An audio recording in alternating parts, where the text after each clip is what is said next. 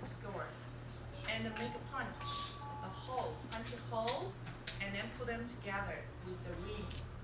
Then you can put the first one always a consonant. The consonant you have taught them.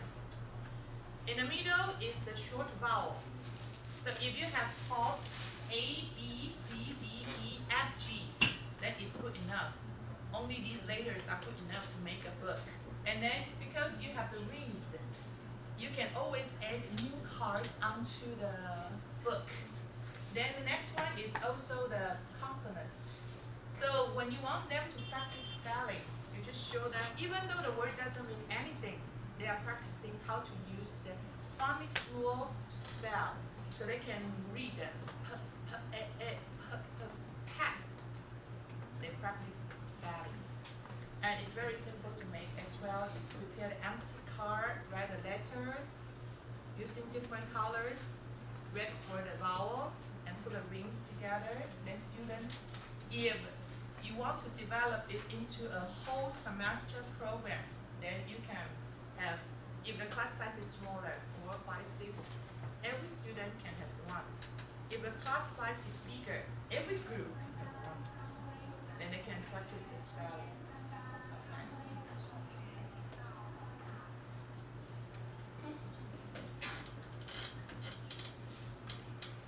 Can I continue? Yes. Next one is called a face-off. So this one we need to prepare a harder cardboard and around the student's head, and then with the Velcro, 魔鬼毡, Velcro in the front, so you can put different letters on the mask. Okay. So every student needs one cardboard strip around their head with the Velcro in the front, and teachers prepare as well, not A4 size, half of the A4 size, and then cardboard, harder one, okay, what we call the 厚纸板. Alright. So on the back of each cardboard, you also have a Velcro. Then you put one cardboard, one letter. So every student has a letter on their head. You separate a class. If it's a mini class, then you just work out as a group. If it's a bigger size, you work out as two groups. You say the word and they spell the word with the letter. For example, if you say bag, student with B has to stand out A and a G, and then they like running around. They will keep telling each other what to do and forget about their own letter. So it's giving students more fun to recognize the sound. You can say egg, bag, then they come out and spell the word. Okay, face off. Clear? If you need more details, you can email me later, and I can try to give you examples with pictures.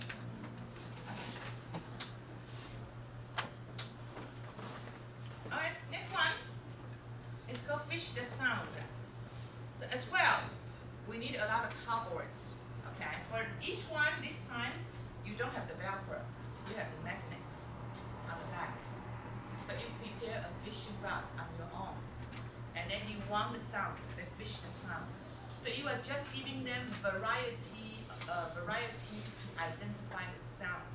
So you put all the cardboards with the magnets on the floor, and then you give one student or two teams the fishing rod to fish the sound you are saying, or to fish out the word you are spelling.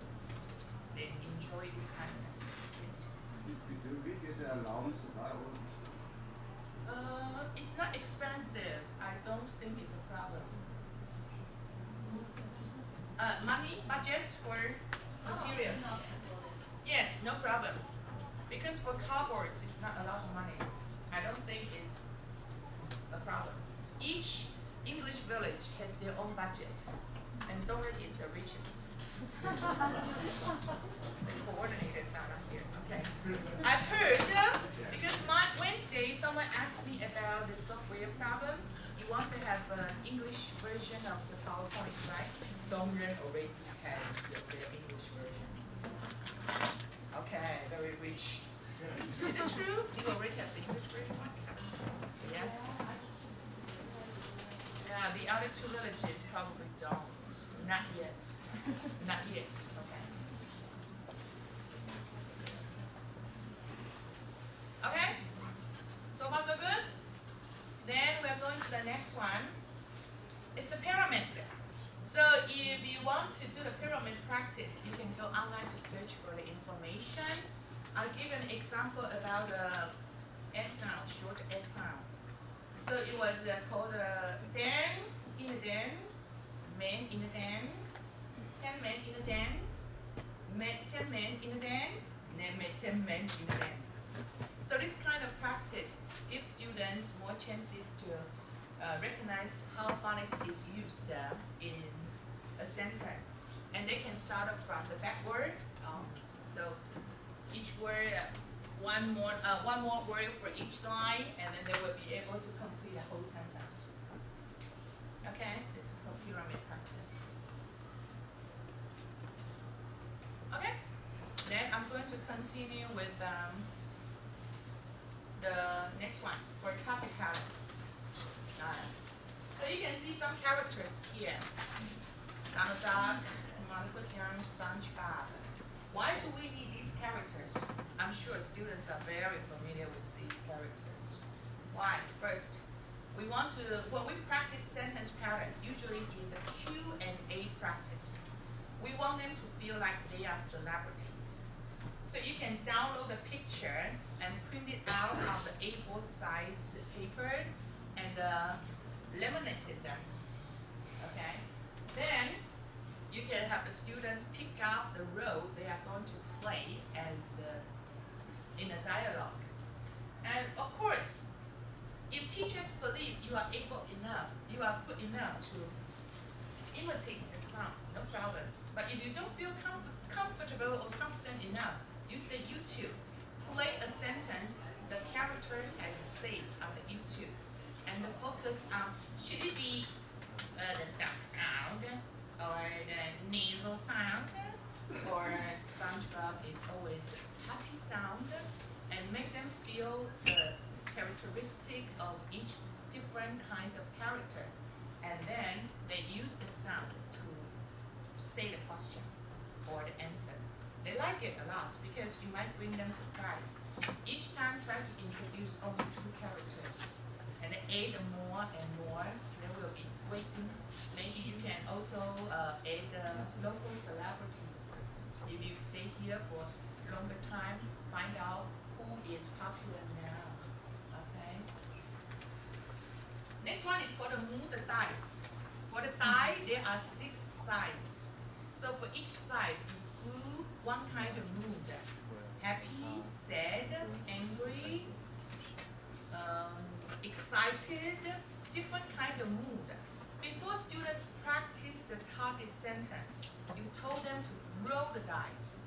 Then if they choose the die and they have to be angry, even though the sentence is not that angry, they have to use an angry mood to read the sentence. What time do you get up?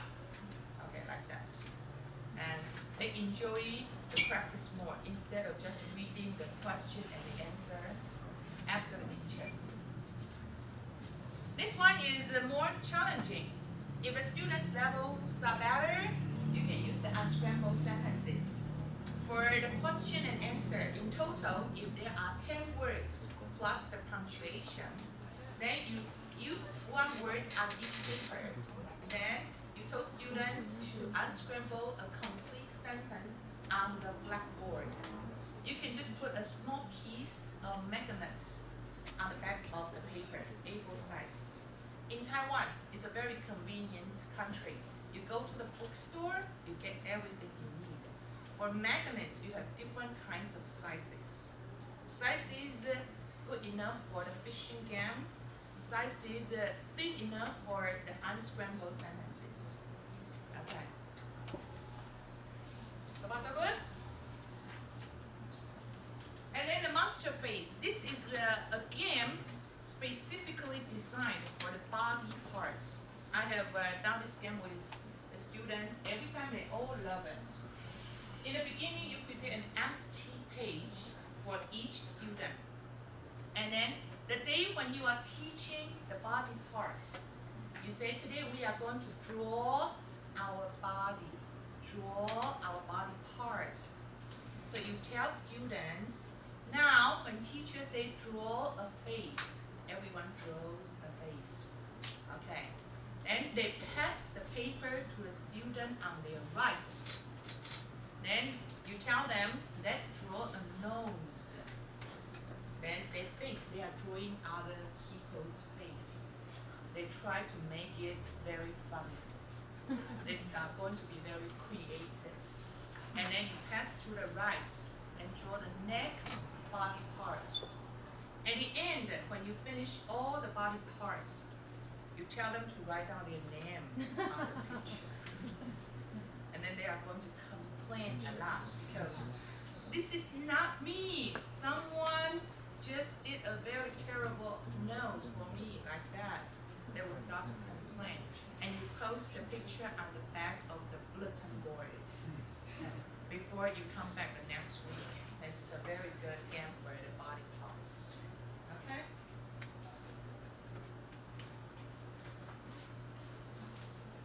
Yes, yes. Another version of this is you just do it on the blackboard in teams. Each one just draws a different part of the body in teams. Yeah, this is also a very good suggestion. You have the blackboard divided into two parts, and you give them, each team creates a way to draw face for the teacher or the other team, right? For the teacher, they will be happy to do that. About the activities I just mentioned, do you have questions? Yes? No? About the overall presentation? Yeah? No? Okay, this is almost the end of my presentation because I want to save some time to work out details about either the lesson plan or self-reflection form or other things, including the local teachers if you have questions about the designs or things you hope the native speaking teachers can help the school with. Because in October, there will be an English contest in Yunlin County. A very big event for most of the schools, right? So you might need help from a teacher to help students either practice the pronunciation or write a script for the reader's theater or write a story for the storytelling contest. Every school is required to join the English contest and at least 3 events. There are four. One is English singing contest as a group, as a class. One is storytelling contest is individual, 1 student or 2 per school. One is reader theater competition as 1 team or 2 teams per school. One is the spelling contest. Yes.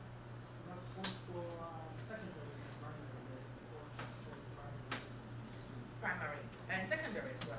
But this program this year, we don't have any secondary schools. We don't, right? Only primary schools. But the contest also includes secondary schools. Okay, so local teachers can also think about the things you need the teachers because most of the teachers are very busy actually. Yeah. Okay. It's true. Both local teachers and native speaking teachers are both everyone is busy. So if we are allowed, for both parties, we are allowed to have more time to work out something, it would be better for the cooperation. I have a suggestion for the camping activity. Because in the past, we do some spirit.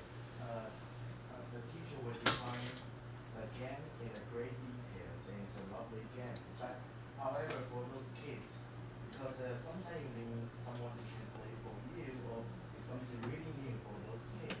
So you need to really take baby step when you are giving or explain a game or showing step by step.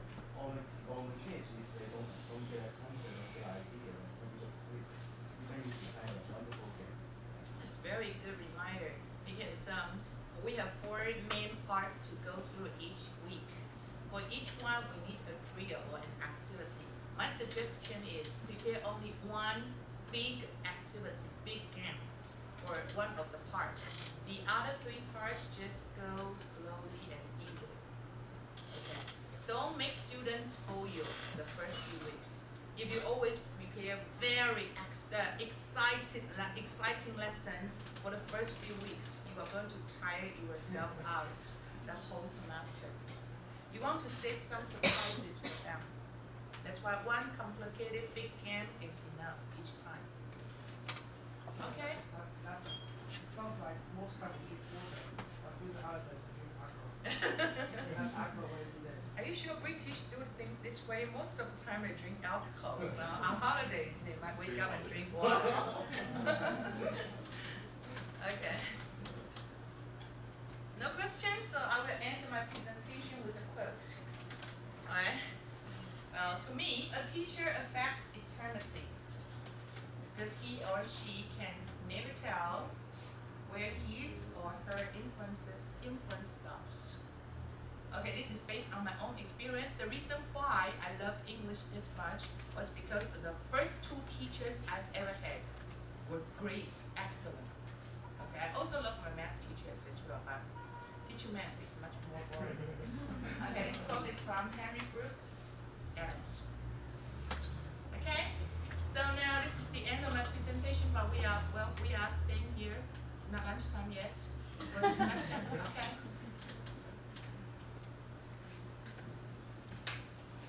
Okay, first of all, the syllabus. David, would you like to move to the middle? We can talk about the syllabus. Okay. I know you look very cozy over there. It's cozy for you. For local teachers as well, questions about lesson plans, syllabus? You were just in time. We finished. So the syllabus is a guideline. If you want to add extra, like usually when I add a word, like this was beautiful, I'll add an opposite. So if you want to add it to it, it's Of course. The syllabus will be the guidelines we hope all the teachers can follow, but we only give you the phonics rule, we give you the target sentence. How you want to deliver the lesson, it's okay. Just based on the guideline, you can do the way, what you want to do. Because it's easier for the coordinators to understand and to finish their part as well. Because they also have to report to the government. Okay. but we do have to use the target. You have to use the target pattern we have designed. Because we are trying to make things work better for the next semester and the years later. Because we don't know how, most of the teachers wouldn't stay for that long, like 2 to 3 years. So we want to make the teachers follow the guideline instead of all the guidelines follow the teachers. Okay. And then the second part, Yes? since I'm way over, will the syllabus coincide with the local teachers' lessons? You mean Paul? Yeah, like the sentence you're using, is that going to be what they're using in their textbook? Similar? I don't think it matters Oh, it's because not? this is extra lesson. Okay, so, but the reader is what they're using. I don't think schools are using readers, most of the schools. Do you use Oh, readers? so we have our own reader? No, the readers we are using, everyone is using every school is using these 2 readers. Yeah, oh, that's what's. Okay, but for the local teachers, textbooks, they don't have, I don't think they include readers at all. It's difficult to teach readers too. They Some come- schools might have one, but it's not a required guidelines from the government. Okay. And they come with a CD for the. Yes. songs. Yes, I have talked to the coordinators. Each village will decide how many storybooks they will have for each village. At least there will be 1 book, 1 CD for each village, depending on their budgets. each village, not each school. Each village, because most of the time you design your lesson plan and PowerPoints in the office, at least one. But if the English village has more budgets, I believe they can give one teacher one book with one CD. But when we go to these three schools, do they have the story? No, not at all. They have nothing. Yeah. So I probably will focus on page 2 and 3. I read, and then maybe if I do, I don't need to be still because I'm just storyteller. Right? Yes. So if I need it, I can just. Of course, no problem. If Dongren gives you a storybook and a CD, you can carry it with you to school. If you have one copy for each teacher. Yes. Okay. But for students, my suggestion is it's not necessary to give them copies. Okay, unless it's the situation the teacher just mentioned that their grade 3 and grade 4 have 80 minutes and they don't, if they want a better control of each grade, they can have the other grade do the project or drawing picture to understand it. Yeah, they might be able to read their own storybook at the end. Okay, but it is because they have 80 minutes for both grade 3 and grade 4. This, we have to put in mind the students have nothing. They have no books, no CDs, nothing. They just have teachers. They just have us.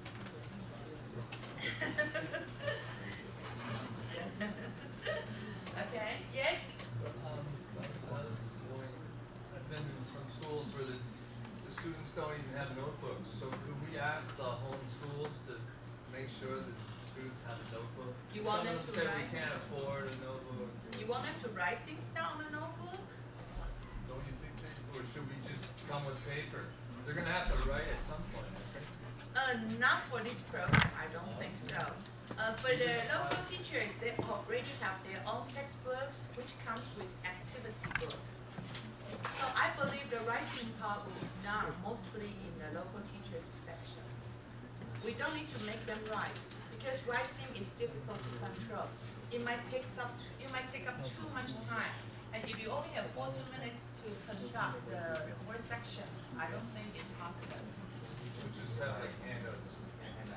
Yeah, you can prepare handouts if you want to. If you think you are in class, maybe some of the classes are more advanced level. They understand